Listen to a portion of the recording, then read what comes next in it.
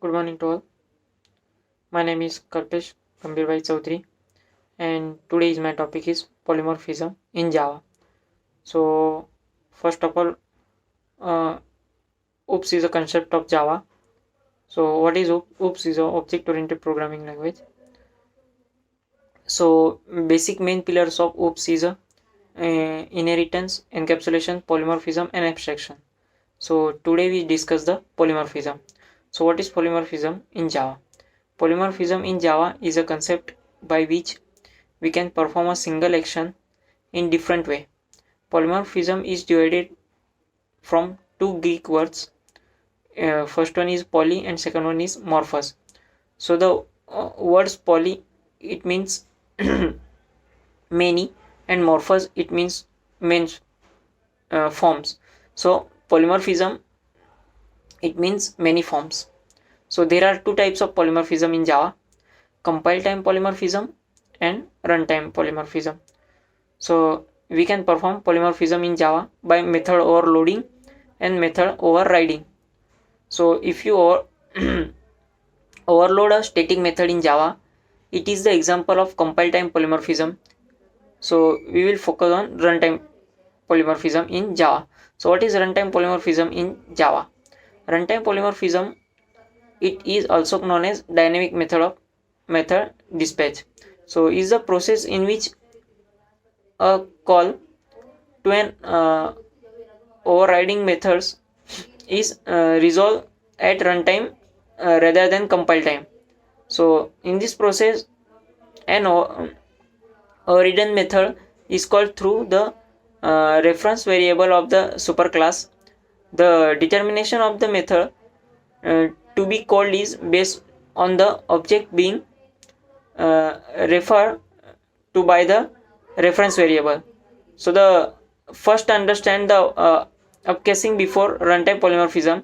So the upcasting, if the reference variable of parent class refers to object of child class, is known as upcasting. For example, reference variable so a and class b extend a.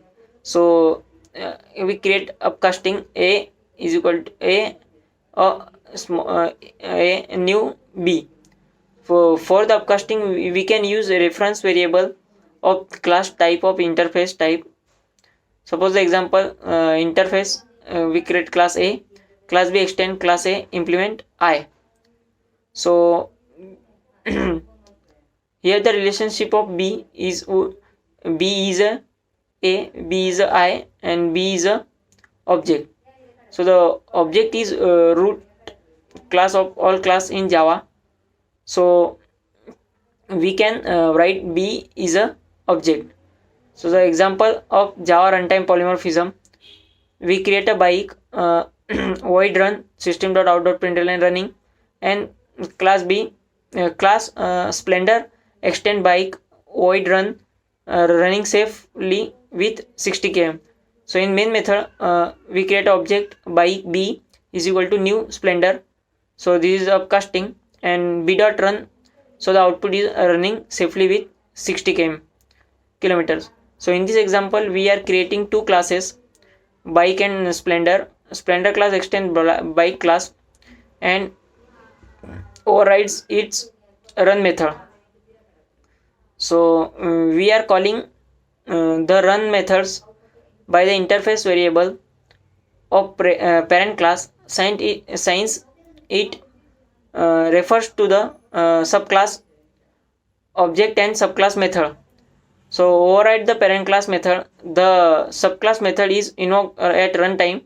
Since the method invocation is determined by the JVM not compiler, so it is known as runtime polymorphism. So the Java runtime polymorphism, another example is a bank. So we create a class bank. So float get interest get rate of interest return 0. So SBI next class SBI. So SBI extend the bank. So float rate of get rate of interest return 8.4f, and next one class ICICI. extend bank. Suppose the float get of interest return 7.3f. So in main method we create a object b is equal to new SBI. So system.out.println b get rate of interest, and next one is a b is equal to new ICI. So system.out.println b get of interest. So the SBI rate of interest is 8.4 and ICICI rate of interest 7.3. So the what is method overriding and method overloading? So method overloading in Java, if the class has multiple methods having same name but different in parameters, it's known as method overloading. So if we have to perform only one operation having some name of the method, increases the readability of the program. Suppose we have perform addition to the given numbers, but there can be any number of arguments. So if we write the method such as a in bracket int for the two parameters and b to parameterize three parameter, so that then it may be difficult for you as well as other programmer to understand the behavior of the method because its name different. So we perform method overloading to just figure out of program quickly. So method overloading increases the readability of the program. So different way to overload the method. So there are two ways to overload the method in Java: by changing number of arguments, and second one is by changing the data type. So example of overloading is we create a class adder, and in static int add parameter int a and parameter b. So return is a plus b, and static int add to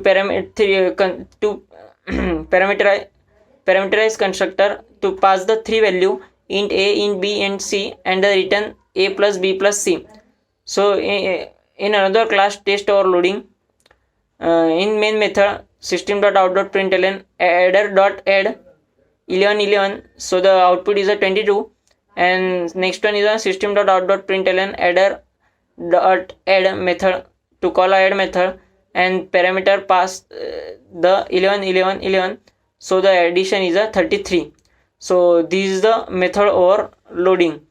Next one is a method overriding. So the what is method overriding? In subclass means child class has the same method as declared in the parent class, it is known as method overriding in Java. So in other words, if a subclass provides the specific implementation of the methods that has been declared by one of its parent class, it is known as method overloading.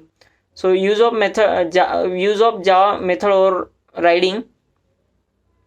The method overriding is used to provide the specific implementation of a method which is already provided by its superclass.